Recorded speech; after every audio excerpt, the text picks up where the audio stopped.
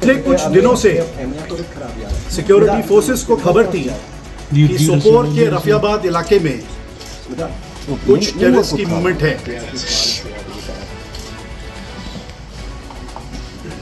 19 जून 2024 को हमें Jammu and Kashmir police से एक स्पेसिफिक इंफॉर्मेशन मिली कि रफियाबाद इलाके के हादीपुर गांव में एक घर में टेररिस्ट दिखाई दिए गए हैं।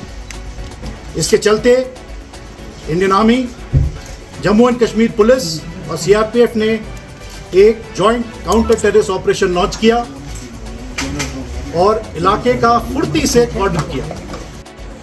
सभी आसपास के घरों में पहले जो सिविलियंस थे उनको सेफली इवैक्यूएट किया और उन घरों को सिक्योर किया। उसके बाद टारगेट हाउस पे हमने अपना कॉर्डन टाइट किया और इस दौरान सिक्योरिटी फोर्सेस पे टेररिस्ट का फायर आया। जवाबी कार्रवाई में दोनों टेररिस्ट मार गिराए गए।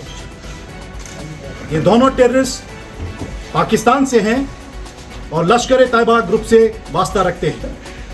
इनका नाम उस्मान और उमर है और उस्मान कश्मीर घाटी में साल 2020 से एक्टिव है।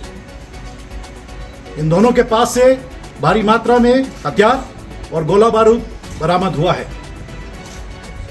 इन दोनों टेररिस्ट का मारा जाना सिक्योरिटी फोर्सेस के लिए एक बहुत बड़ी सफलता है और जैसा कि आपको मालूम है, पिछले कुछ महीनों से सिक्योरिटी फोर्सेस ने मिलकर एक हाई ऑपरेशनल मोमेंटम बना रखा है, जिसके फलस्वरूप हमें कई सफलताएं मिली हैं।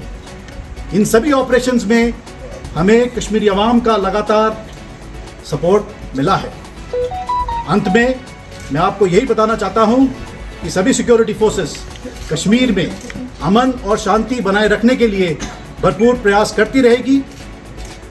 थैंक यू एंड जय हिंद।